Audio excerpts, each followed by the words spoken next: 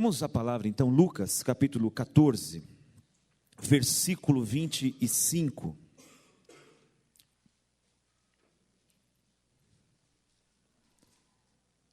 Lucas capítulo 14, versículo 25 ao 35.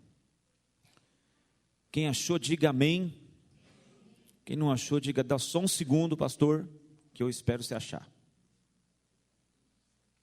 Lucas 14, 25 diz assim: Ora, ia com ele uma grande multidão, e voltando-se disse-lhe: Se alguém vier a mim, e não aborrecer a seu pai e mãe, mulher e filhos, irmãos e irmãs, e ainda também a sua própria vida, não pode ser meu discípulo. Qualquer que não levar a sua cruz e não vier após mim, não pode ser meu discípulo. Pois qual de vós, querendo edificar uma torre, não se assenta primeiro a fazer as contas dos gastos para ver se tem com que acabar? Para que não aconteça que depois de haver posto os alicerces e não a podendo acabar, todos os que a virem comecem a escarnecer dele, dizendo: esse homem começou a edificar e não a pôde acabar. Ou qual é o rei que, indo à guerra pelejar contra outro rei, não se assenta primeiro a tomar conselhos sobre se com 10.000 pode sair ao encontro do que vem contra ele contra 20.000? De outra maneira, estando o outro ainda longe, manda embaixadores pedindo condições de trégua. Assim, pois, qualquer de vós que não renuncia a tudo quanto tem, não pode ser meu discípulo. Bom é o sal, mas se o sal degenerar, com que se há de salgar? Nem presta para a terra, nem para o monturo, lançam-no fora. Quem tem ouvidos para ouvir, ouça. Amém, meus irmãos? Bom, eu quero trazer você para dentro dessa passagem, para dentro dessa cena da Escritura, onde o versículo 25 vai nos dizer que Jesus está rodeado por uma grande multidão. Então, pelos olhos da fé, a gente imagina ele caminhando, e um monte de gente atrás dele, porção de gente. Quando é uma multidão, fala-se de centenas de pessoas, e de repente ele está andando, aí ele para e olha para o pessoal começa a bater um no outro, porque estava todo mundo andando atrás dele, querendo receber algo, querendo algum resultado, né, querendo botar a mão nele, e de repente ele para, olha para o pessoal e fala: só um instantinho aí, deixa eu dizer uma coisa para vocês, tem muita gente aqui, aquele que não estiver disposto a amar mais a mim do que a seu pai, a sua mãe, a sua irmã, os seus irmãos e ainda a sua própria vida, pode ir embora, não precisa seguir não. Depois ele continua dizendo: aquele que também não tiver a coragem de tomar sobre si a sua cruz e me seguir, também pode ir embora, porque não vai funcionar, você não vai ser meu discípulo. Então parece que Jesus ele é meio contundente, parece que ele é meio radical na sua fala, e eu gosto muito de pregar sobre a graça de Deus, sobre a misericórdia de Deus, isso me comove e me faz chorar. Na quinta-feira eu falava um pouco sobre a fé que teve aquele centurião, né? Aquele homem que vai rogar por um servo, e ele diz aquela frase fantástica: eu não sou digno de que um homem como o Senhor entre dentro da minha casa. Jesus olha para aquele homem e diz: moço, vai, teu servo já está curado lá. Então eu gosto de pregar sobre a graça de Jesus, mas João vai dizer para nós que ele encarnou, que o verbo se fez carne e habitou entre nós, e nós vimos a sua glória, e ele veio cheio de graça, mas cheio de verdade. Não veio só cheio de graça, ele veio cheio de verdade. Então esse é o momento de verdade do Cristo com relação àqueles que estavam seguindo a ele. Porque os moldes de se seguir a Jesus, irmãos, não são as pessoas que vão segui-lo que estabelecem os moldes de quem vai segui-lo. Os moldes, a maneira, o perfil, o padrão de quem vai segui-lo é escolhido por ele, o padrão é dele, a forma é dele. E o grande engano religioso das pessoas naquela época, e hoje também é assim, é de querer seguir Jesus no seu próprio molde, no seu próprio perfil, do seu próprio jeito. Então ele vai trazer de uma forma um tanto quanto contundente, um tanto quanto radical, um tanto quanto dura, até hiperbolizando, né? Ele não está dizendo para o pessoal abandonar pai, mãe, irmão, ele não está dizendo isso, mas ele está dizendo assim, olha, se você não tiver a mim como a tua prioridade maior, você não pode ser meu discípulo. Se você não é capaz de tomar a sua cruz e seguir após mim, você não pode ser o meu discípulo. Então eu estou trazendo um modo, de uma forma estabelecida por mim, para que você viva uma vida de discípulo do Cristo, de alguém que está caminhando com Cristo, de alguém que está vivendo de forma semelhante ao Cristo. A narrativa bíblica vai dizer que se estamos em Cristo, também devemos andar como Ele andou. Então ele conta duas ilustrações interessantes na sequência, para ilustrar as verdades do versículo 26 e 27. Então no 26 ele vai dizer, se você vier após mim, não aborrece teu pai, tua mãe, ou seja, não ama mais, o sentido é não amar mais. Se você não consegue amar mais a mim, do que teu pai, tua mãe, filhos e filhas, e etc e tal, e até a tua própria vida, você não pode ser meu discípulo. E aí ele vai dizer, ilustrando essas verdades com duas histórias, com duas parábolas. A da torre e a de um rei que vai para uma guerra. Eu vou trabalhar um pouco mais, ou totalmente, na parábola da torre, porque nós não temos tempo para falar tanto assim. Então ele vai dizer, pois qual de vós, querendo construir uma torre, não se assenta primeiro para fazer as contas, fazer um orçamento, ir lá no depósito, ver quanto vai gastar de ferro, de areia, de cimento, e etc. e tal, para poder começar essa torre e terminar essa torre. Por quê? Porque aquele que não faz essa conta, ele pode começar uma obra e não terminar. Quando você anda pelo trânsito por aí na cidade de Ribeirão Pires ou em qualquer outro lugar, você vai ver obras e mais obras, tanto as particulares como as do governo, da prefeitura, algumas delas que começaram e não acabaram. E às vezes a gente vê alguns prédios, algumas construções, você fala, puxa, que dó, hein? Negócio tão grande desse. E aí está os tijolos à mostra, os ferros enferrujando, e aquilo tudo se acabando, já tem mato nascendo por entre as colunas, e gente já jogando lixo lá dentro. A gente fica, mas que dó, por que isso não construiu? Por que não acabou? Onde foi o dinheiro? Então Jesus está dizendo isso com relação à vida. Ele está dizendo isso com relação ao Evangelho. Você vai querer me seguir? Faz a conta. Faz conta. Porque se você não está decidido a entrar de cabeça nesse negócio, então não entra. Porque se você entrar mais ou menos, você já foi na beira de uma água, numa piscina, de um lugar, de um rio, e você está com aquela vontade de nadar. Só que você põe o pezinho na água, a água está gelada para cá, não fala, vou nada. Vou entrar aí não. Aí alguém vai, se joga lá. E mergulha. Você fala, caramba, que coragem, hein? Minhas filhas duas, então, se tiver, elas se jogam. Pode estar 0 grau, elas já se jogam lá na água. Nunca vê piscina, né? Então, quando vê, pode estar com pedra de gelo dentro, que elas entram lá, não quer nem saber. Vou saber se eu vou morrer amanhã, pelo menos nadei hoje. Mas a gente fica assim, põe um pezinho, aí senta na beirada, molha as canelas, aí fica aquela coisa de entra, não entra, aí não vou entrar e sai. O Evangelho não pode ser assim, irmãos. Ou você mergulha de cabeça, ou então sai da beirada. Ou você decide ser crente, servir Jesus e ser discípulo e pagar o alto preço por isso, ou então dá linha. Sai do meio do caminho. Por quê? Porque você vai entrar numa estatística daqueles que estavam e não estão mais. Daqueles que pregavam e não pregam mais. Daqueles que lideravam e não lideram mais. Daqueles que estavam presentes e não estão mais. Daqueles que aprenderam assentados em seminários, estudos bíblicos, escolas bíblicas, discipulados e não estão mais. Por quê? Porque Jesus falou assim, olha, se você não negar a si mesmo, não tomar a sua cruz, não aborrecer pai, mãe, irmãos, irmãs, você não pode ser meu discípulo, então você tem que fazer a conta. Porque qual é o homem em sã consciência que vai construir? E ele vai gastar lá 50 mil reais, só que ele só tem 1.000. E ele diz, não, eu vou construir. E vai lá, com 1.000 ele começa, mas e os outros 49? Quem já começou a construir alguma coisa e o dinheiro não deu? Levanta a mão aí. Levanta a mão aí. Levanta, não está com vergonha não. Isso. Você começou a fazer uma reforma, acabou o dinheiro, aí ficou parado lá.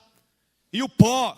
E a mulher brigando com você, você começou a fazer essa porcaria aqui, agora fica essa poeira dentro de casa e nem termina, nem começa, e não sabe se vende o carro, não sabe se pede um empréstimo para terminar, e fica aquela confusão, porque começou uma obra sem fazer conta, se ia conseguir começar e terminar. E Jesus está falando tudo isso a respeito da vida, da carreira de um verdadeiro filho de Deus, de um verdadeiro discípulo de Jesus. Então o assunto aqui, irmãos, hoje é para aqueles que estão se decidindo a não mais serem frequentadores de igreja evangélica e não mais estarem na estatística do censo, dizendo lá evangélico, mas que não fazem a menor diferença na carreira cristã, na vida de ninguém, nem na dele mesmo.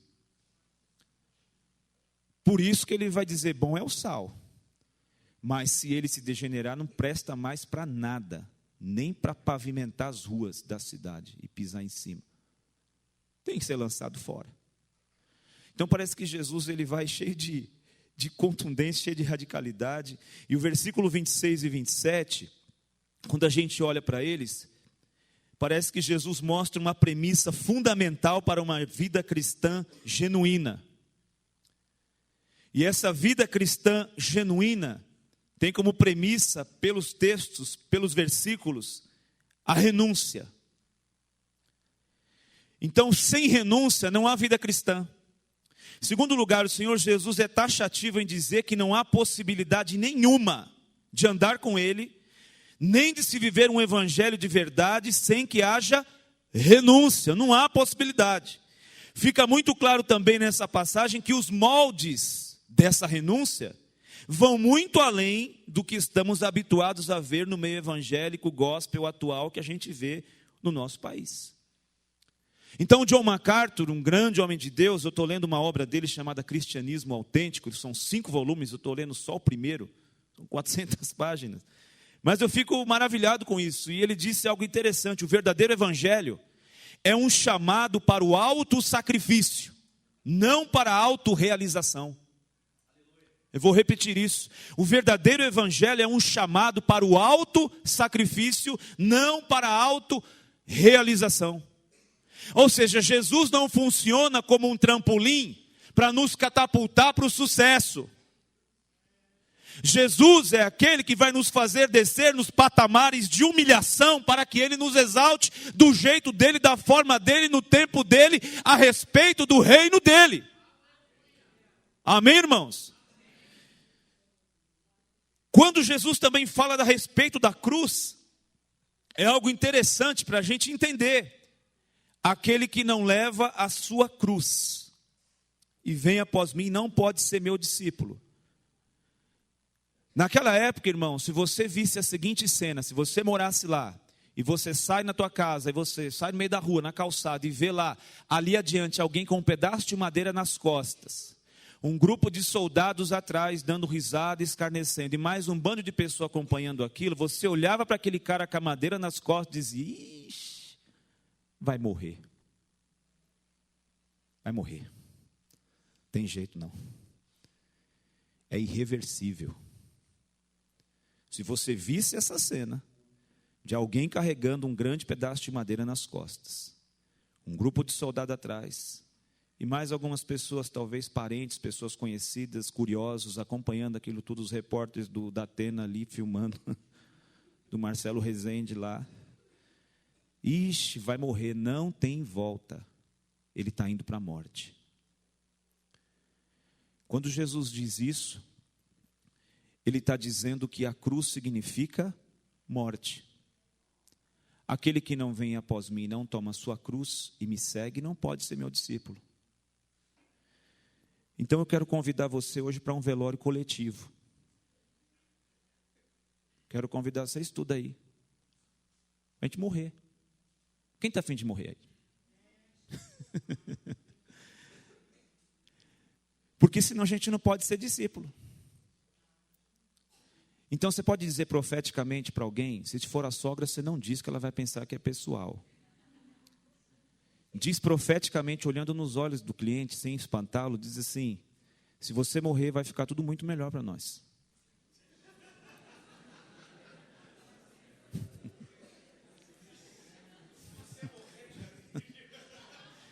Você vai chorar, seu cabra, seu porcaria. Você vai chorar se eu morrer. O que será de você sem mim? Então, meus irmãos, Jesus está falando de morte. No João capítulo 12, versículo 24, ele diz assim: se o grão de trigo caindo na terra não morrer, fica ele só. Mas morrendo dá muito fruto. Ele falava isso de si mesmo.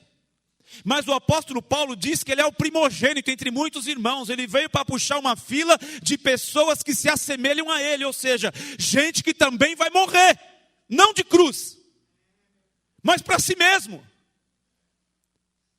Esse é o sentido. Quanto mais você morrer para si mesmo, mais você vive o que Jesus quer que você viva. Quanto mais você morrer, eu conheci um pastor que ele estava orando e dizendo assim: Senhor, eu quero morrer, Senhor, eu quero morrer. Mas ele dizia isso: eu quero morrer para a minha maldade. Eu quero morrer para essas tentações que me fazem cair dia após dia. Eu quero morrer para a mentira que de vez em quando eu conto. Pastor amigo nosso começou a contar e tal. Aí chegou num culto de domingo, acabou o culto, veio uma irmã dizendo: pastor, veio em lágrimas. Eu tive um sonho perturbador, pastor, eu até repreendi aquilo. Falei: o que você teve? Eu sonhei com o senhor, pastor. O que você sonhou comigo, irmã? E a irmã não conseguia contar porque chorava. Eu sonhei que estava um velório, assim, muita gente chorando. Quando eu cheguei lá perto do caixão, era o senhor que estava no caixão. Era o espírito de morte, pastor. Eu comecei a repreender. O pastor disse: não repreende não. É Deus confirmando. Eu estou pedindo para Deus para que eu morra. Amém, irmãos? O nosso problema é que a gente não morre. Por isso que a gente fica brigando dentro de casa. Por isso que a gente não se entende com os filhos. Por isso que a gente não se entende com a mulher. É porque a gente não morre. Amém, irmãos? Alguém disse para mim: pastor, eu não consigo carregar a minha cruz. Puxa vida, mas Jesus falou que você tem que levar. Ah, pastor, essa mulher não dá não. Não dá. Aí vem outro: pastor, eu não aguento também, a minha cruz é pesada. Que cruz que é? Sua cruz, irmão, é minha sogra, pastor. Eu falei: olha, eu tenho uma sogra mais pesada que a sua, uns 20 quilos. Também é pesada, mas não, isso não é a cruz. Pastor, eu não consigo levar a minha cruz. Que cruz? Essa dor na coluna há 20 anos, isso me atormenta, dia após dia, à base de remédio. Meu fígado, meus rins estão saturados por causa dessa dor, isso é a minha cruz. Não, isso não é a sua cruz. Pastor, eu não consigo mais essa cruz. Que cruz? Esse local de trabalho, são 10 anos aqui de humilhação, de ganhar pouco, de transporte coletivo ruim. Eu não aguento mais isso. Deus não vira esse cativeiro desse lugar. Isso não é cruz. Amém, irmãos? A cruz é você morrer para si mesmo. Paulo diz que aqueles que são de Cristo crucificaram a carne e as suas vontades. Tem uma figura interessante no livro de Ezequiel, no capítulo 47, que vai dizer para nós o seguinte: um homem saiu com uma corda de medir e convidou o profeta para um passeio. E havia águas que saíam debaixo de uma casa. E aí eles mediram um certo tanto, tipo 50 metros, sei lá, um côvado é 45, 100 côvados, uns 50 metros a água estava no tornozelo. Eles caminharam mais 100 côvados, mais uns 50 metros, a água estava no joelho. Eles caminharam mais um pouco, a água na cintura. E quando eles caminharam mais um pouco, era um rio que só podia se passar a nado. Essa é uma figura interessantíssima para a gente entender que tipo de cristianismo e de vida discipular que a gente quer ter. Por que eu quero dizer isso? Porque quanto mais você morrer, mais você anda nesse rio. E a figura é a seguinte: com água no tornozelo, eu ando para lá e para cá nesse rio, à vontade. E nada me impede, esse rio não me impede. Você já entrou no mar com água no tornozelo, você caminha para lá. Tem gente que faz corrida com água no tornozelo, porque é melhor, é mais macio. A água oferece um pouquinho só de resistência, ele caminha. Com água no joelho, você vai ter que empreender um pouquinho mais de força para andar, mas ainda você vai para o lado que você quiser. Com água na cintura, você ainda empreende um pouquinho de força e ainda caminha para o lado que você quiser. Mas quando você mergulha no rio, é o rio que vai te levar. Então, que tipo de vida discipular que eu quero viver? Porque se eu não morrer para mim mesmo, eu fico com água no tornozelo, com água na canela ou no joelho. Eu faço o que eu quiser e venho na igreja no domingo e quero resultados na minha vida cristã e na minha carreira, e inclusive que Deus resolva todos os meus problemas, porque eu sou dizimista e ofertante. A gente vive uma vida pequenininha, né? Ruinzinha, fraquinha. Nossa vida não contagia ninguém. Não mexe com ninguém. A gente passa desapercebido. Agora, se nós falarmos, não, Senhor, eu quero viver uma vida de discípulo verdadeira, então a gente tem que caminhar nesse rio. E esse rio, antes de ser um rio de vida, é um rio de morte. Amém, irmãos? Água no tornozelo, eu caminho para onde quiser, eu ando para onde quiser. Água no joelho, eu também ponho um pouquinho de força. O rio oferece resistência, mas dá para eu vencer e andar. Água na cintura, eu também faço força e ando. Mas dentro do rio, o rio vai me conduzir. Por isso que o João vai escrever a narrativa de Jesus na conversa com o Nicodemos. Nicodemos, necessário vos é nascer de novo. Porque aquele que não nascer de novo não pode ver o reino de Deus. Mas como, Senhor? Eu vou estar na barriga da minha mãe desse tamanhão aqui, com 40 anos, 30 anos? Não dá, Senhor. Jesus falou, Nicodemos, larga a mão de ser cabeçudo. Você não entendeu, você é o mestre em Israel. Você não entendeu isso? Eu não falei de nascer de novo, de biologia. Eu estou falando de nascer da água e do Espírito. Aquele que não nascer da água e do Espírito não pode entrar no reino de Deus. E o Nicodemos, como pode ser isso? Jesus vai dizer, o vento assopra aonde quer. E ouves a sua voz, você sente na sua pele, mas você não sabe de onde vem e nem para onde ele vai. Assim é todo aquele que é nascido do Espírito. Ou seja, ele não é mais dono de si mesmo. Amém? Isso é para quem quer morrer. Isso é para quem está entendendo o que é ser discípulo. Quando o homem Jesus fala dessa torre, olhando para o versículo 28, 29, ele parece fazer alusão, segundo os historiadores, a um fato que ocorreu ali na sua época, onde Pilatos começou a construir um aqueduto, ou uma torre mesmo, e não terminou, uma obra pública. E os judeus que odiavam os romanos, que odiavam o Pilatos, quando passavam por aquela obra, ficavam... O trouxa começou a fazer, não conseguiu, mas é uma besta mesmo, olha lá, tudo para acabar. E os judeus zombavam da obra do Pilatos. Assim Jesus está dizendo, olha, aquele que começa uma carreira comigo e não termina, é motivo de zombaria. As pessoas vão olhar e falar, mas peraí, você não era crente? Você não foi líder de jovem, de adolescente, você não deu aula para as crianças, você não cantou lá com o pessoal, você não tocou saxofone lá na igreja? Você não estava lá todo dia, abrindo, fechando, ajudando, fazendo jantar de casal? E o que aconteceu com você, hein? O que aconteceu que agora você não quer mais nada, hein? O que aconteceu que agora você fica sentado aí assistindo o Faustão, hein? O que aconteceu? Estava todo empolgado, ficava me convidando todo dia para ir lá na sua igreja, que era uma bênção. O que aconteceu com você, rapaz? Motivo de zombaria. Começar e não terminar. Irmãos, velório coletivo hoje. Vamos morrer hoje? Vamos morrer todo mundo? Vamos fazer um pacto de morte aqui? Vamos, em nome de Jesus? Vocês estão entendendo, né? Vocês estão entendendo. Eu sei que todo mundo quer ir para o céu, mas não hoje. Não é disso que eu estou falando. A gente não quer ir hoje. Mas eu estou dizendo a gente morrer um pouco mais. Amém? Morrer para o nosso orgulho. Por que você não perdoa o outro? Porque eu sou orgulhoso, metido a besta, por isso que eu não perdoo. Porque quem é servo de Jesus não tem mais orgulho para ficar ferido, gente. Amém? Quem é servo de Jesus é servo. O servo não tem mais vontade. Ele entregou a sua vontade ao Senhor que o comprou e pagou caro por ele. Então ele não tem mais vontade. Então o camarada fala, eu não consigo, você não sabe o que fizeram para mim. Então você é um orgulhoso tonto, que não entendeu, você não quer morrer. E não tem vida de Cristo se a gente não morre, a gente vai ficar com a água no tornozelo. E vai ser um grande desperdício, porque a vida está passando, gente. Já faz um ano que eu não prego de domingo aqui, quase, né? A última vez que eu preguei eu tinha 44, eu já tenho 45. Não parece. Você falou, nossa, não parece. Eu sei que não parece. Vocês não dão mais de 30, 31. Eu sei, é assim. Isso é creme Nivea, Cicatricure. De vez em quando eu durmo no formol.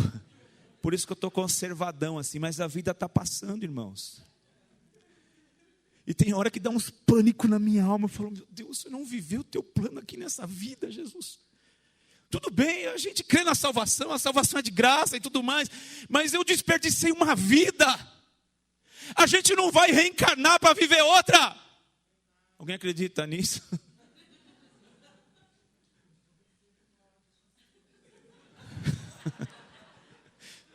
Eu tô aprendendo a tocar violão. Para mim está sendo um desafio, está sendo uma terapia. Mas eu vejo algumas pessoas tocando violão. Eu falo, Senhor, só na outra encarnação eu vou tocar assim. Nessa encarnação eu nunca vou tocar desse jeito. Mas essa vida está passando, meus irmãos. Já pensou a gente chegar lá pelos 60, pelos 70? O Samuel já está chegando, né, Samuel? Aí você vai olhar para você e falar assim, meu Deus, o que eu fiz da minha vida? Deixa eu perguntar uma coisa para vocês. Você já teve um negócio, talvez você não tenha identificado, mas chamado de crise existencial? Você já teve isso? Vou explicar o que é para quem ainda não teve isso. É aquela sensação de se acordar de vez em quando assim, olhar no espelho e falar, por que eu existo? O que eu estou fazendo aqui? Será que esse negócio de igreja, Deus, será que existe isso? Será que tem céu mesmo? Será que tem inferno mesmo? Para que eu sirvo? Porque tem um monte de gente que fala que eu não sirvo para nada. Minha mulher de vez em quando fala que eu não sirvo para nada. O que eu sirvo, gente? Para que eu sirvo? Quem já teve esse negócio assim? Essa crise assim existencial? A gente já tem isso. Sabe por que bate esse negócio? Porque nós não nos encontramos ainda, não houve aquela trombada de frente com o propósito de Deus, assim, ó, pá! Porque aí você fala, entendi. Entendi. Agora minha vida está ganhando significado. Porque as pessoas aí fora pensam que é a gente nascer, crescer, estudar, se formar, ter um bom emprego, uma boa casa. Aí casa, tem filhos, os filhos crescem, a gente continua, os filhos casam, a gente vai, vira vovô, vira vovó, e trabalha, estuda, se forma, vai, compra, vende e tal, troca o carro, troca a casa, volta, reforma, vem, vai pescar, vai voltar, vai viajar. Pescar é só o Tião, né? Vai pescar, volta e tal. E a gente pensa que a vida é isso, gente. Nós pensamos que a vida se resume, é por isso que bate essa crise. Aí a gente precisa fazer mais um curso, mais uma pós, mais um mestrado, mais um doutorado, e mais não sei o quê, e mais isso aqui, e compra isso, e sonha com isso. Aí eu quero fazer um cruzeiro em volta das ilhas gregas, e aí vai fazer um cruzeiro em volta das ilhas gregas, chega lá, dá enjoo, começa a tomar Dramin, vomita que nem um doido, não vê ilha nenhuma, e passei em tudo aquilo, e vai. E a hora que você fala, mas peraí, não trouxe sentido. Não trouxe sentido.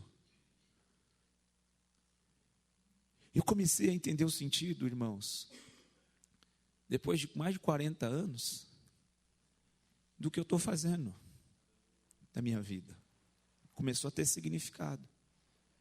Eu entendi que a minha vida não era para mim, mas é para ser cedida em prol de outros. Aí de uns tempos para cá eu comecei a sentar com pessoas assim, com 2, 3, com uma garrafa de café, e alguma coisinha para comer, orar com elas e discutir o evangelho com elas. E expor toda a minha hipocrisia. E elas a delas. Todas as minhas falsidadezinhas. Vocês não têm, vocês são gente boa para caramba. E eu estou percebendo que Deus tem mexido com meus valores sobre o amor, sobre a misericórdia, sobre perdoar, sobre compreender a história do outro. Que alguém age assim e faz assim e é o que é, porque tem uma história. Não é porque decidiu ser uma pessoa problemática, chata, insuportável. É porque tem uma história. Eu acho que isso é um pouco do pensamento do Cristo com relação a gente. Ele olha para você e vê a sua história. Ele sabe que você é essa coisa ruim que você é, porque você tem uma história. E olha para essa coisa ruim e diz assim: olha, eu quero tratar com você e transformar a sua vida em coisa boa. Eu quero mexer com os teus valores. Eu quero virar você do avesso. Eu quero transformar em você em alguém semelhante a mim. Eu quero mexer com os conteúdos mais profundos do seu caráter. Sabe aquela figurinha do iceberg que tem 10% do lado de fora e 90% embaixo d'água? Aquilo que a gente vive, que a gente é e que a gente demonstra são só os 10% lá em cima. Nós realmente somos os 90% que está lá embaixo. Então olha o quanto Deus tem que mexer em nós. Olha o quanto a gente tem que morrer.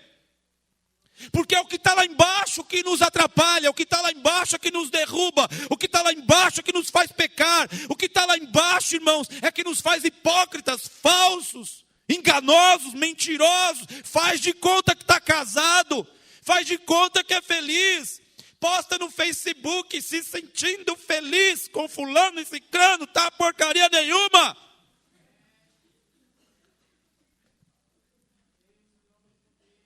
Eu vejo lá da minha igreja, gente postando lá, aniversário de casamento e blá blá blá e blá blá blá. Você senta para conversar, as pessoas dizem: pastor, o meu casamento é uma farsa. São 20 anos que a gente só se agride. Então os 10% que estão do lado de fora, beleza, mas e os 90%? Velório coletivo? Sim ou não? Umas coisinhas para a gente levar para casa. Primeiro, olhando para esse texto, para essa forma contundente de Jesus, para ser discípulo, precisamos entender: o evangelho não é coisa para aventureiro. O evangelho não é mais uma porta, dentre tantas que a gente já pode entrar para ver se dá certo. O evangelho não é um segmento religioso movido por empolgação, movido por simpatia ou por hereditariedade. Como assim, pastor? O evangelho não é uma coisa de aventureiro que vai por empolgação. O que vai ter lá hoje? Vai ter artista para cantar? Vai ter um peça de teatro? Vai ter o congresso de alguma coisa? Vai ter festa, arraial de alguma coisa? Vai ter luzes? Vai ter um touro mecânico? Vai ter cama elástica, roda gigante? Queima de fogos? Pois esse negócio de pregação já se tornou um negócio monótono, chato. Palavra de Deus, pregação, isso cansa a gente. A gente não aguenta ficar sentado.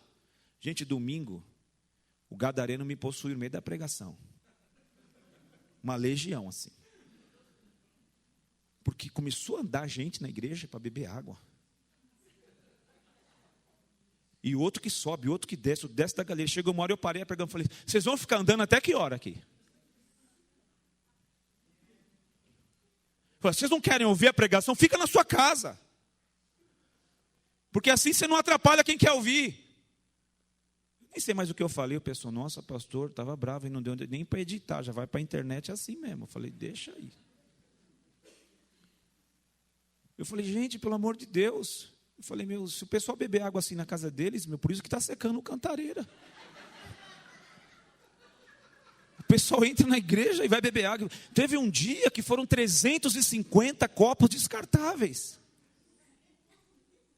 A minha esposa veio e mandou um bilhetinho para mim: avisa aí para o pessoal que acabou os copos descartáveis. Eu falei: gente, mas foi comprado essas 350 copos descartáveis num domingo, gente. O que esse povo foi fazer lá, beber água? É que eles ouviram que Jesus disse, né? Vem a mim e beba. Então vou para a igreja beber. Mas por que a gente está na igreja? Por que a gente se envolve com a igreja? Será que eu preciso de algum fator que estimule, que me empolgue um pouquinho? Eu converso com alguns pastores e eu fico preocupado, porque parece que eles dão a entender que eles têm que ficar o tempo todo matutando que tipo de atração eles têm que fazer para os crentes poderem vir.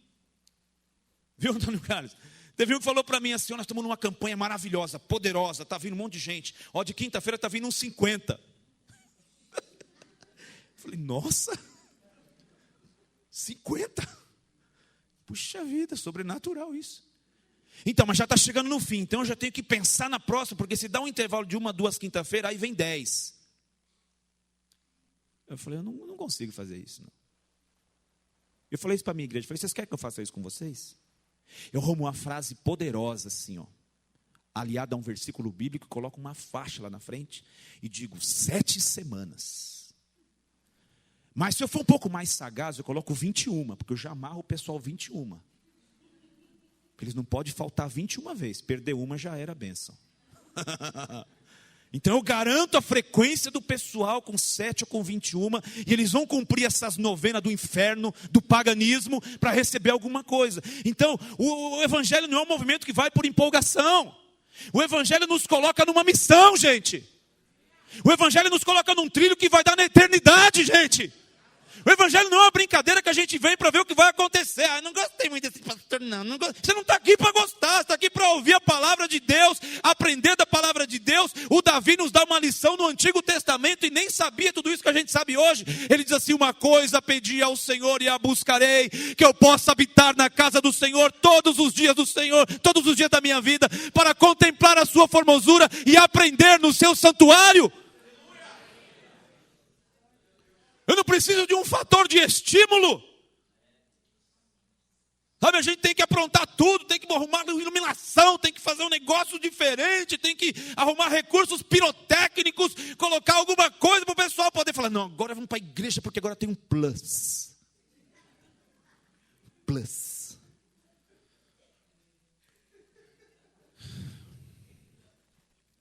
O evangelho não é um movimento que vai pela simpatia. Uma pessoa na igreja falou, nossa pastor, eu sinto uma paz tão grande quando eu venho aqui à igreja. Eu gosto tanto das músicas que vocês cantam. Me traz uma paz tão grande. E quando você chega em casa é um inferno, tia? Sabe, uma simpatia, eu simpatizo. Os irmãos sorriem aqui.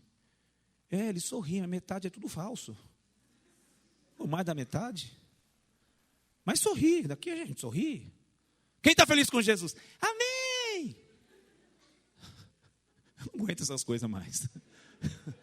Eu tô em crise com essas coisas. E os visitantes então? Sejam bem-vindos em nome de Jesus. Essa igreja ama você, ama nada. Você nunca viu, camarada? Primeira vez que ele aparece, gente, cada...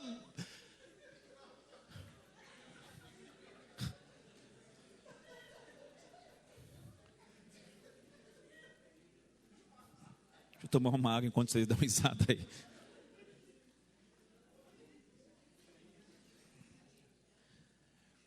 O evangelho não é um movimento movido pela hereditariedade. E aí, como é que está a tua vida? Bom, estou bem. E tem umas mulheres que falam assim, ó, pastor, meus filhos estão firmes na igreja. Eu digo, grande coisa. O que quer dizer que está firme na igreja, irmão? Quer dizer alguma coisa? Hã? Se disser que está firme no Cristo, aí, beleza. Firme na igreja, irmãos. Significa que de repente está frequentando, de repente participando de alguma atividade, e aí você acha que está firme nada, firme que nem uma paçoca. Só apertar que desmancha tudo. Só uma historinha rápida. Pessoal que a gente conhece, meio parentesco nosso da Soraya, da parte da Soraya, da minha só tem gente boa, mas da Soraya. Saíram de uma santa ceia, gente. Ajudavam em muita coisa na igreja. 2 irmãos, num sábado à noite, saíram do culto, uma ceia abençoada, uma igreja de outro ministério. E saíram com os colegas dentro de uma perua e foram fazer uma brincadeira. Com um revólver de brinquedo, de pegar sacolas do povo saindo do shopping. Revólver de brinquedo. Ah, dá essa sacola aí. Pegava a sacola do pessoal, punha na perua, levava tal. A polícia pegou, eles foram enquadrados em 4 artigos. Porte de arma, assalto à mão armada, formação de quadrilha, e não sei o que mais, corrupção de menores. Estão na cadeia, saíram de uma santa ceia, firmes na igreja. Eu olho para as minhas filhas que estão firmes na igreja. A pequena, então, amanhã ela vai falar para mim, pai, tem culto hoje? Eu vou falar, não. Por que não, pai? Porque hoje é segunda, filha. Pai, você é o pastor, faz um culto lá. Eu sei que ela quer ver a garotada. Mas eu estou orando a Deus para que elas se encontrem com o Cristo. A maior, quando eu tinha 3, 4 anos, falou: pai, você é o pastor? Eu falei: sim. Então eu sou a pastorinha. Eu falei: depende. Depende. Não é hereditário. A minha avó já era dessa igreja, meu pai também. Eu nasci aqui, corri aqui, estou aí, brincando, correndo, aí cresci, estou tocando, cantando, falando e tal. Estou aí. Não é hereditário, gente. O evangelho é a partir de um experiencial pessoal com Jesus. Aquela coisa que marca a gente de forma mística e sobrenatural. E irreversível. Não é firme na igreja. É firme na rocha. É firme numa pessoa. É firme num Deus. É firme numa palavra imutável. É firme num caminho que começa e que termina. Aleluia! Na vida nós temos decisões que, uma vez tomadas, pode mudar o curso dela de uma forma radical e não tem mais volta. Por exemplo, vou casar com essa pessoa. Toma cuidado, ora. Quem não casou, levante a mão. Isso. Quem está namorando, levante a mão. Ora. Ora, dá tempo de Deus te livrar. Dá tempo. Porque às vezes a gente acha, não, eu vou casar, vai ser tudo uma bênção. Quando eu prego, tem 3 meninas na minha igreja, depois os solteiros mandem o currículo para mim, que eu vou examinar se eu levo para elas. 3 partidaços. As meninas têm compromisso com Deus, são trabalhadoras, guerreiras, gente boa. É menina para casar mesmo, só que já estão chegando aos 26, 27, a outra está nos 30, já estão entrando em pânico. Estão arranhando os azulejos, já subindo nas paredes. Cada vez que eu falo em céu, cada vez que eu falo em eternidade, elas ficam assim do banco. Não, pastor, eu preciso casar. Mas a gente acha que vai casar e vai ser maravilhoso, que vai nascer filho é maravilhoso. Gente, filho é bom, mas dura muito. E quem tem filho aqui, que tem filho adolescente, quem tem filho que casa, dá trabalho pra caramba, e não para de dar trabalho, depois que casa, vem os filhos deles e dá mais trabalho ainda.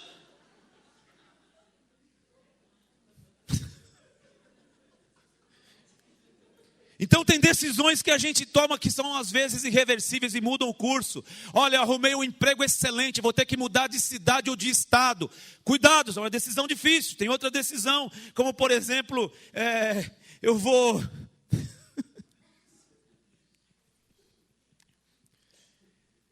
mudar de igreja. Essa igreja aqui está muito chata, não aguento mais o Fernando. Se fosse você também não aguentava. Mas eu não aguento mais essa igreja, está muito fraquinha. Teve gente que saiu da minha igreja e falou: pastor, eu estou saindo. Por quê? Aconteceu alguma coisa? Não, não é nada. Eu fiz alguma coisa? Não, você é muito gente boa, pastor. Você vai ser sempre o meu pastor. Mas então o que aconteceu que você está saindo da igreja? Pastor, você quer saber mesmo? Nossa igreja está muito fraquinha. Pensa num pastor escutando isso, gente. Eu falo para Deus: Deus, o pastor não merecia escutar umas coisas dessas. Não pode ser. Mas fraquinha como, irmão? A igreja já teve muito mais poder, muito mais unção no passado, tal, assim. Eu falei: mas assim, fraquinha, poder como? Aquela coisa. É isso? É, pastor, havia mais assim, mover.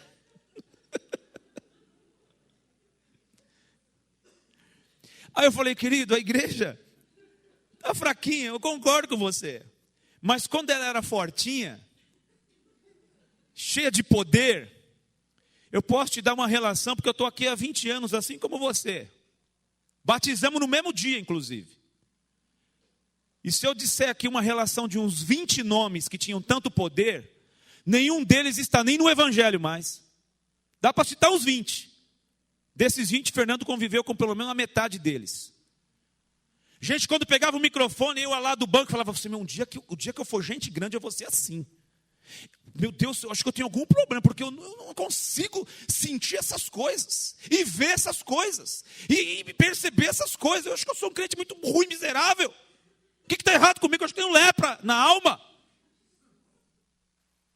Aí vai um, se perde, vai um, divorcia, vai outra mulher adultera, vai outro filho virou homossexual, vai outro morre baleado com 5 tiros não sei na onde, e foi indo, todos os poderosos sumiram, se perderam do evangelho, da presença de Deus, não estão mais, é um monte de gente. A igreja era poderosa. Eu falei, irmão, então Deus te abençoe, eu abençoo a sua vida. E eu espero que a igreja continue fraquinha. Porque o apóstolo Paulo foi um cara fraquinho. E ele dizia, eu me glorio da minha fraqueza. Para que em mim habite o poder de Cristo. Por isso eu sinto prazer nas fraquezas, nas angústias, nas perseguições, nas moléstias, nas calúnias, nas injúrias, por amor do Cristo, porque quando eu estou fraco, aí é que eu sou forte. Se eu chegar no fim da minha carreira, os cabelos branquinhos, em forma, lógico, e terminar minha carreira na presença de Deus, casado com a mesma mulher, com o orgulho das minhas filhas que não tiveram um pai picareta, pastor, crente, safado, deixando um legado para elas, e um pequeno rebanho que possa dizer, eu fui pastoreado por um homem que era discípulo de Jesus, o meu orgulho do pastor que eu tive, missão cumprida, gente, não preciso ter poder, não preciso de, não preciso, eu fico fraquinho.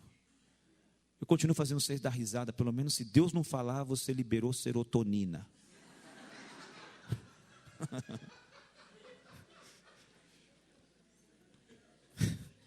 De um jeito ou de outro, você vai ser abençoado aqui hoje.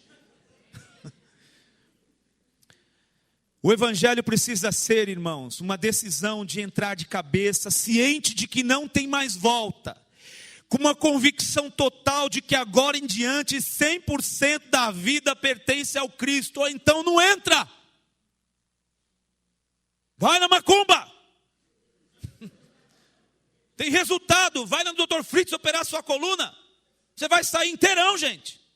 Verdade, eu já vi isso pessoalmente quando era garoto, minha mãe ia naquele troço. Faca de cozinha sem anestesia. Vai lá, vai no Valdomiro. Vai na plenitude do trono do doido lá.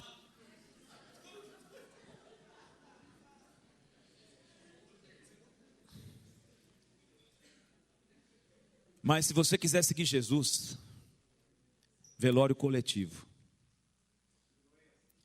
Sai pensando nisso, Senhor. O que eu faço para eu morrer?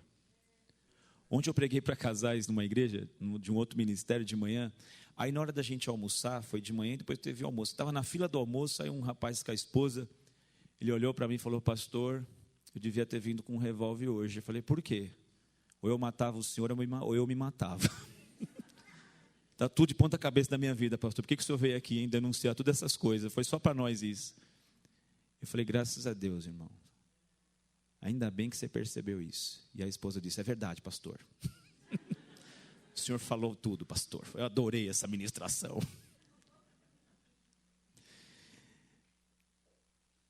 Vamos morrer? C.S. Lewis disse o seguinte, existem algumas coisas que não me preocupariam nem um pouco se eu fosse viver 70 ou 80 anos, mas que me preocupam seriamente com a perspectiva da vida eterna.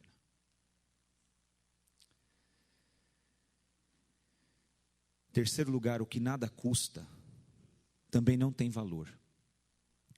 Olhando para aqui, calcula o preço para construir uma torre. Se não tem com o que começar e acabar, não começa, para que a obra inacabada não receba a zombaria, o escárnio dos que virem aquela obra. Fala, nossa, não começou e não acabou igual o Pilatos. O que nada custa também não tem valor. Uma pessoa me disse algum tempo atrás, Jair, uma moça, trabalhou comigo. Sabe, eu estou pensando em me tornar evangélica. Eu acho que eu vou virar evangélica. O que você acha? Ela sabia que eu sou pastor, né? Achou que ia falar assim, nossa, que maravilha, querida. Vamos fazer oração de confissão aqui mesmo, aqui na sua mesa, aqui você já recebe Jesus. Eu olhei para ela e falei assim, se você não estiver disposta a viver uma nova vida, a renunciar de forma radical a maior parte dos valores que hoje você tem e entende como certos, aderindo um padrão de vida onde a Bíblia seja a sua regra de fé e de prática, é melhor você pensar um pouco mais. Ela ficou me olhando assim, Eu falei, porque senão você vai entrar. Eu não faço mais apelo na igreja de domingo para as pessoas aceitar Jesus. Parei, Fernando. Tem os irmãos que perguntam, por que você não faz mais apelo? Eu falo, não adianta, as pessoas aceitam Jesus e ficam uma porcaria. Eu dou uma Bíblia de graça, de presente. Coloco uma dedicatória minha, quase com a minha assinatura. A pessoa nunca mais aparece. Acho que é dedicatória, né? Uma letra ruim do caramba. Mas assim, gente, Jesus disse assim, ninguém vem a mim se meu Pai não o trouxer. Se Jesus não trouxer, Outro dia eu estava assistindo uma pregação em vídeo, o cara estava falando, cutuca a pessoa aí do seu lado, pergunta se ela não aceitou Jesus, que ela quer fazer isso agora. Traz ela para frente com você. Eu falei, gente, só falta um laço. Falta amarrar uma corda. Só falta botar um revólver na cabeça. Aceita Jesus, nem eu te mato, você vai para o inferno agora. Ou então hoje pode ser o seu último dia. Entrega a tua vida, porque pode não haver o amanhã. Você pode sair uma bala perdida, pegar você. Aí o cara entra em pânico. Não, eu aceito. Ora por mim logo. Eu já estou meio com medo de assalto. Fui assaltado semana passada. Deixa eu garantir aqui a salvação. E aí?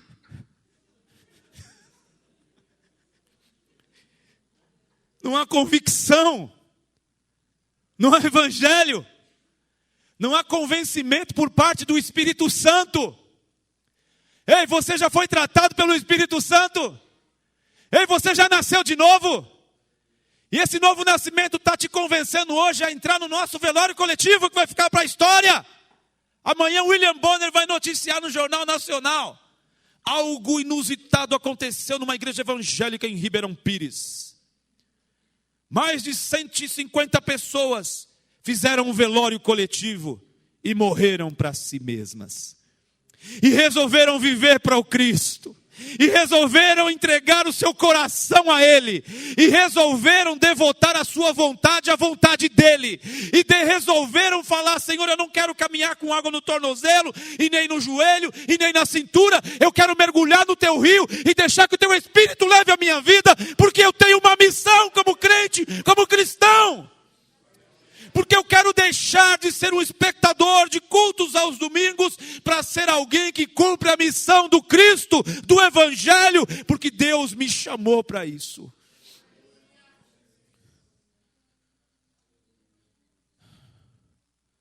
Se não houver renúncia, não há discipulado. Por isso que o apóstolo Paulo brilhantemente vai dizer em Gálatas capítulo 2, versículo 20, eu já estou crucificado com o Cristo. E agora vivo não mais eu, mas o Cristo vive em mim. E a vida que eu agora vivo, não vivo mais para mim mesmo, mas eu vivo na fé, naquele que por mim morreu e ressuscitou ao terceiro dia. Sabe, Deus pode fazer umas coisas doidas com você, gente, comigo, com nós tudo aqui. Se eu contasse um pouquinho da história da minha vida, gente, é uma insanidade eu estar aqui com o microfone na mão, ser chamado por vocês de pastor pregando para vocês. É uma loucura isso. Eu estar aqui assim, ainda vivendo há 3 anos e meio em tempo integral do ministério, vivendo da obra de Deus. Isso é uma insanidade, isso foi uma loucura de Deus. Por isso que a Bíblia vai dizer que Ele escolhe as coisas vis e desprezíveis, e as que não são, para aniquilar as que são, para que nenhuma carne se glorie diante dEle. Aleluia. Então, irmãos, a primeira vez que eu escutei que eu ia ser pastor, a tia da Soraya, esposa do pastor Leopoldo, assembleiano, pegou minha mão numa festa de aniversário. Eu de bermuda, chinelo, bafando cerveja, de paraquedas lá, acabei de conhecer a Soraya, falei, vou dar o golpe do baú nessa família. O pai dela, dono de transportadora, ela foi com a minha cara, e era aí bonitona pra caramba. Falei, ixi, é aqui que eu vou deitar o cabelo. É aqui que o bicho vai, aqui vai ser 10. 6 meses depois, meu sogro faliu, ixi, aí foi por água abaixo meus planos.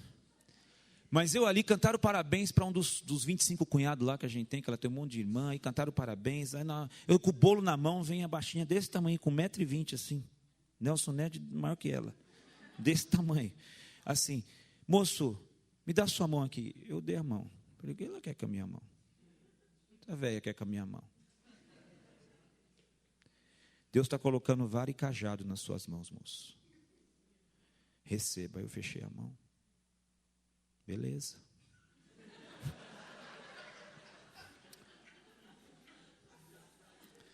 Não era isso que eu estava querendo de Deus, não, mas... Aí a Soraya vem, depois que ela saiu de perto. Nossa, você viu? Deus está dizendo que você vai ser pastor. Eu disse, o quê? Eu, pastor? Deus tomou todas lá no céu. Está trançando as pernas lá assim. Esse cara vai ser pastor. E o Espírito Santo faz isso. 2 anos depois, eu entro naquela igreja, que hoje eu sou pastor. Nunca congreguei em outro lugar, só ali. E ali, num dos cultos, uma pessoa pregou, um rapazinho novo, acabou o culto, ele estava indo embora. Ele voltou da porta da frente para falar comigo de volta e disse assim, moço, eu não conheço você, mas Deus tem uma obra muito grande na sua vida. Ministério, chamado, vocação. E eu estava na igreja, mas não estava, sabe? Aquele crente safado. A coisa meia boca. Mas ele diz para você assim, moço, que ele não vai derramar o vinho novo em odre velho. Deus te abençoe e foi embora. Entendia nada de vinho nem de odre, mas eu entendi a mensagem. Eu era um odre velho que não suportaria o vinho novo. E eu fui buscar Deus, pedi direção a Deus, e tomei algumas posturas e decisões. E uma delas foi de começar a morrer. E aí, gente, começou a acontecer umas coisas estranhas. Eu estou na porta lateral, acabando um culto, bênção apostólica, conversando com o irmão, vem o pastor, ô moço, igual você está aí, assim, ó, vem aqui um pouquinho. Não sabe nem meu nome, pastor. Deus me mostrou que eu vou levar você para o obreiro. A igreja já tem um número de obreiro acima do estatuto. Mas não quero nem saber do estatuto, nem de quantos obreiros tem. Deus mandou, eu vou obedecer. O que o irmão acha? Eu falei, é nós. Bora, pastor, é nós. Então começou a acontecer umas coisas estranhas, gente. O que Deus pode fazer com a sua vida? Eu era um cara que não sabia nem falar. Teve uma irmã que chegou na igreja, pastor, o senhor é formado em quê mesmo? Foi a mesma faculdade do apóstolo Pedro. Pedro, pescador lá, né? Quase analfabeto. Eu falei, não, irmão, eu sou quase analfabeto. Não, você está brincando, pastor. Ela ficou com uma decepção, sabe? Não tô defendendo a ignorância, não, desculpe, não é isso, não, mas o que Deus pode fazer com a sua vida se estiver na mão dele? Eu estava numa igreja em Diadema, num culto de jovens, acabei de pregar, veio 2 jovens, falou, pastor, Deus falou conosco, mas tem uma coisa que está intrigando a gente. E eu tenho certeza, falei para o meu amigo aqui, para o meu irmão, que eu tenho certeza. Eu falei, o que você tem certeza? Que o senhor é professor de filosofia na universidade tal. Eu falei, não sei nem onde fica isso, irmão. Eu só sou professor de escola bíblica. O que Deus pode fazer com a sua vida se você morrer? O que Deus pode fazer com você se você morrer? O que Deus pode fazer na sua casa, no seu casamento, se você morrer? Morrer para as vontades, morrer para as futilidades. Hoje de manhã eu estava num dos grupos nosso discipulado falando da mordomia do tempo. E uma das perguntas do assunto era: o que você pode fazer para que a sua vida com Deus seja melhor? O que você pode fazer para que a sua vida em família seja melhor? E o que você pode fazer em relação ao seu tempo para que a sua saúde seja melhor? Saúde física. Era o tempo. O que você faz com o seu tempo? Aí eu fiz uma pergunta: o que é futilidade? Aí o pessoal começou a citar. Gente, nós perdemos mais tempo com futilidade do que com aquilo que realmente importa. É porque a gente não morre. Se a gente morrer, a gente vai largando as futilidades e começa a ter verdadeiras prioridades. Amém? Por isso que o Cristo vai dizer, tenha prioridade no reino de Deus e na sua justiça. Porque tudo aquilo que inquieta o teu coração, Deus vai cuidar. Deus está cuidando. Deus está cuidando do teu amanhã. Tem gente aqui que está escutando aqui, mas já nem está aqui, mas só está o cadáver aí. Está o corpo, ele já está no amanhã lá. Dentro do banco, na fila, pagando a conta. O outro já está lá tentando resolver um pepino com a transportadora. Isso não é profecia não, é isso mesmo, já está com a cabeça lá. Deus já está lá no seu amanhã. Deus já está lá no seu amanhã, no seu depois de amanhã, no seu daqui 10 anos. Deus já está lá. E Ele já está cuidando. Amém? Por isso que o Paulo vai dizer, eu não me envergonho do Evangelho, porque é o poder de Deus para a salvação de todo aquele que quer, primeiro do judeu, depois do grego, porque no Evangelho de Jesus Cristo se descobre a justiça de Deus de fé em fé, porque o justo viverá da fé. Deus já está lá, você não tem que se inquietar, se preocupe em morrer. Não se inquiete com o que vai acontecer amanhã, porque Deus já está no seu amanhã. Isso não é ser irresponsável ou negligente, é crer que Deus está cuidando de você e que você vai cuidar daquilo que é do reino dEle. Aleluia!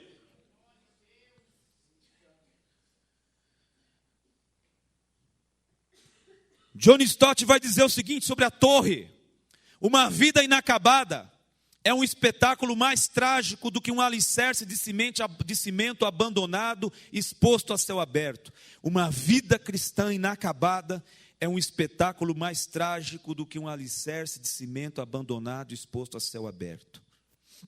Em último lugar, construir a torre, a vida com Deus, ser discípulo. O ritmo da construção não é o que mais importa. Não é. O mais importante é terminar a construção. No reino de Deus não adianta ser o coelho e disparar na frente. Conheci gente que começou a 1000 por hora. Conheci gente com 6 meses de crente foi ungido evangelista. E saiu que nem coelho. E se perdeu no meio do caminho.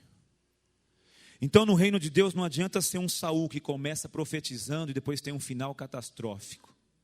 No reino de Deus não adianta ser um Salomão com um começo maravilhoso, com uma motivação maravilhosa. Senhor, eu quero sabedoria. Imagina, Deus dá uma de gênio da lâmpada para o Salomão. Pensa assim, se fosse você, Deus aparece assim e pede-me o que quiser. Olha, se fala isso para mim, gente. Senhor amado, ainda bem que eu não sou o Salomão. Aí Salomão diz assim: eu quero somente sabedoria para poder lidar com o seu povo. Aí Deus diz: puxa vida, rapaz. Caramba, meu. Você mandou bem, hein? Se fosse um Zé Mané qualquer, ia pedir dinheiro, riqueza, palácio, vitória sobre os inimigos, exército poderoso. Você quer sabedoria para lidar com o meu povo, meu? Olha, só porque você não pediu todas aquelas coisas, eu vou encher você com todas elas, como ninguém já teve e ninguém mais vai ter. Aí o cara começa bem no meio do caminho e se perde. O que você faz com as bênçãos de Deus que chegam na sua vida, nas suas mãos? O que você faz com a promoção, com um pouco de dinheiro que você ganha mais? O que você faz com as possibilidades que Deus te dá? Nós somos discípulos de Jesus, não esquece disso. No reino de Deus não adianta ser um Sansão que começou matando 1000 com um pedaço de osso de jumento e termina como um animal de carga, ao som das gargalhadas dos filisteus. Tem que terminar a carreira. Hebreus capítulo 12, versículo 1 diz que nós estamos rodeados por uma grande nuvem de testemunhas. Então deixemos todo o embaraço e o pecado que de perto nos rodeia e corramos com paciência a carreira que nos está proposta, olhando firmemente para Jesus, o autor e consumador da nossa fé, aquele que pelo gozo que lhe estava proposto, suportou a humilhação, o vitupério, a ignomia dos homens, porque tinha em vista a glória eterna, aleluia. Considerai o sofrimento dele para que você não desfaleça no teu ânimo e na tua carreira, aleluia.